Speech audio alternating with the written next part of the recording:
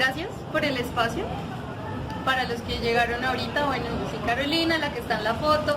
Lo que dice ahí es verdad, estudié filosofía y gestión de proyectos. Ya, ese es el resumen. Y sí, soy la de la foto. Porque llegué y que no, que usted no es, y yo no, que sí, creo que sí soy. Lo que les voy a contar fue lo que hice de tesis de filosofía en el pregrado. Aquí está este librito de estos dos filósofos, que es Jürgen Habermas y Hilary Putnam, y ellos dos hablan sobre esto. Entonces básicamente lo que voy a hacer es contarles lo que está en ese libro. A mí me pareció muy emocionante cuando lo empecé a leer porque es una pelea de académicos a lo largo de muchos años. Entonces, como Habermas en el Congreso en Múnich en 1970 le respondió a Hilary Putnam esto, y todo el mundo. Y a los 2 años Hilary Putnam le responde a Habermas en otro lado del mundo en un congreso. Pues a mí me apasionó ese tema y que los dos se lo tomaran tan en serio. Mi línea siempre ha sido como la filosofía política y moral. No creo actualmente en cómo se hace política en este país. Simplemente no creo. Sí creo, en respuesta a algo que hablaba con Mauricio antes, que hay que cambiar esto, y mi forma de aportar y de transgredir las cosas es a través de la educación. Pero de eso, si quieren, hablamos al finalizar. Entonces, normas, valores, decisiones, decisión moral, demás. Hay una cosa que es el pluralismo, ¿sí? Cada uno de nosotros, cada uno de los que está sentado acá, tiene una visión del mundo distinta.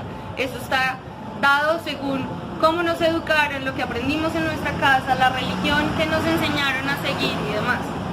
Y eso nos da una cosmovisión, un marco de referencia y de acción desde el cual comprendemos nuestra existencia y nos movemos hacia los otros. Sobre las cosas que realmente importan de la vida, porque puede que a mí me guste el rojo y a ti el negro y podemos funcionar así. Pero si yo creo que la solidaridad, el respeto, la responsabilidad, la acción social son unas cosas completamente diferentes a las que piensas tú, pues ¿cómo vamos a pensar? Entonces Habermas y Putnam se meten de cabeza en esto y dicen cómo hay que llegar a un consenso. La forma es cómo llegamos a ese consenso. Hay otro señor que es John Rawls, como se pronuncia, y él es el primero que dice como la forma de llegar a un consenso es que tú cojas a las dos personas que tienen dos ideas distintas, les quites todos sus juicios de valor, o sea, que se quiten esa cosmovisión de la que vienen y logren racionalmente llegar a un acuerdo. Eso dice un filósofo teórico, pero realmente cuando tú te sientas a hablar con alguien, te quitas toda esa cosmovisión que tienes. Pues no, además porque en esa cosmovisión está como tú mismo entiendes tu existencia y tu sistema de valores. Entonces, Rawls dice eso y Habermas y Putnam le dicen no tan así. Entonces Habermas lo que hace es enfocarse en las normas. Vamos a entender las normas como desde un contexto legal para los abogados aquí presentes, como eso que busca decir qué es lo justo.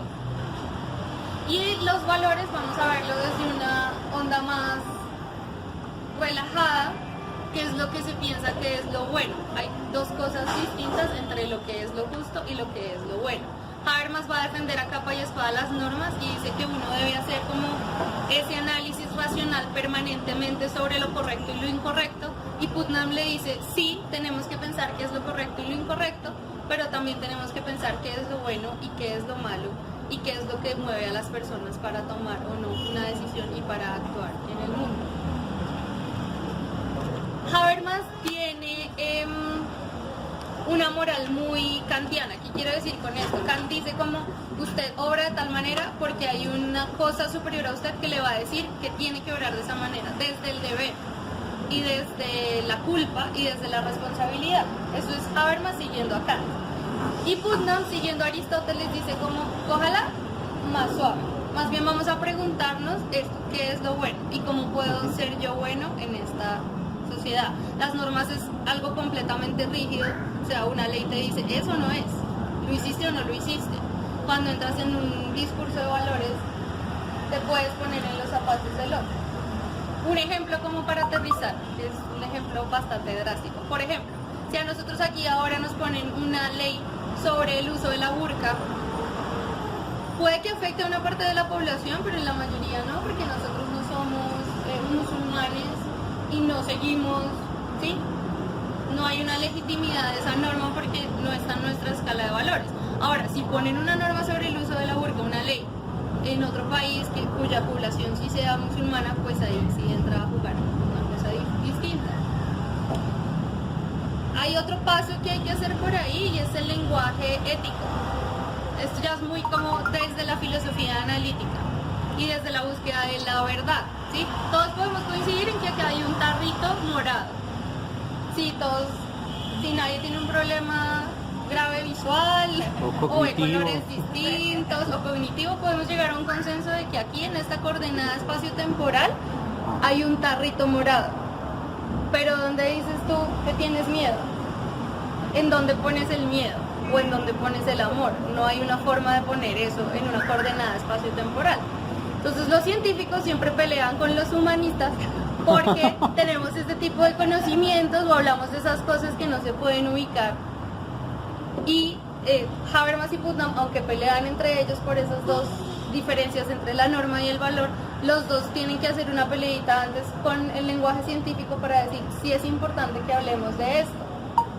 Puede que mañana nos digan que la teoría de cuerdas no existe y de pronto podemos seguir viviendo.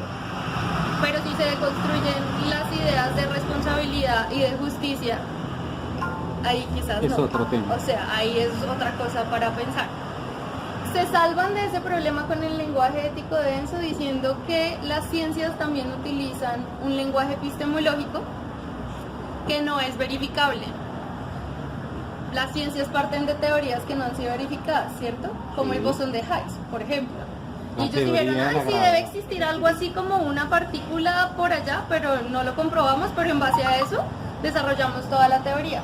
Entonces así es que Habermas y Putnam dicen como, pues nosotros sí podemos hablar de cosas como el miedo, la culpa, la responsabilidad, el amor, porque son cosas necesarias, aunque no se puedan comprobar de una única forma. Lo que yo propuse en la tesis es que se necesitan las dos cosas, necesitas la norma y el valor, porque si dejas la norma solita sin el valor que lo legitime, pues pasa lo del ejemplo extremo que les acabé de poner. Por eso una ley que la gente no valide en su comunidad o en el espacio en el que estás, no pasa nada. Pero también si dejas los valores por ahí sueltos, sin unas normas y unas pautas de comportamiento ya a nivel ciudadano, pues entra el caos y cada quien va a querer defender su propia cosmovisión. Entonces lo que yo resumí es que las normas sin los valores son normas vacías y los valores sin las normas son valores llenos. Como el resumen. Yo voy del lado de Putnam, voy del lado de Aristóteles. No creo que nosotros actuemos como por un deber categórico que nos diga obra de tal manera, sino creo que es más un ejercicio de reflexión personal permanente. Aristóteles habla de la ética de la virtud, Kant habla de la ética del deber. La ética de la virtud es como piénsese usted todos los días qué va a hacer, cómo lo va a hacer, de qué manera lo va a hacer, a quién va a incluir en eso. Y de esa forma funciona en sociedad. Se sale del lenguaje de lo correcto y lo incorrecto y empieza a pensar en términos de funcione, proponga, trascienda, aporte. Entonces es como un tip para la vida en todas las situaciones. Siempre antes de hacer algo piénsese eso, el qué, el cómo, el cuándo. Que realmente haga un ejercicio reflexivo de lo que está haciendo y de las decisiones que está tomando. El hombre virtuoso para Aristóteles es el hombre que encuentra el término medio en todas las situaciones. Entonces, por ejemplo, con el dinero. Si gasta un montón, pues es un derrochador, y si no, pues entonces es un tacaño. Encuentra el término medio de eso para ser generoso. Sería como la virtud de un hombre respecto al dinero. En otras palabras,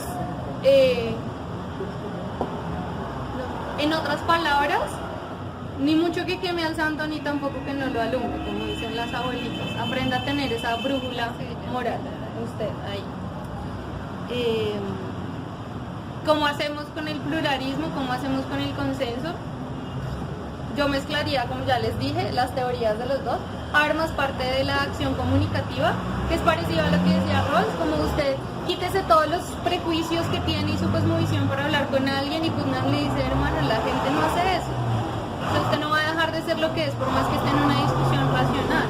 Y tampoco va a ceder ante las cosas que dice el otro solo porque es que tiene que ser razonable y llegar a un acuerdo. Yo creo que mezclaría las dos, pero más que todo sería como un ejercicio permanente de autoconciencia y de autorregulación.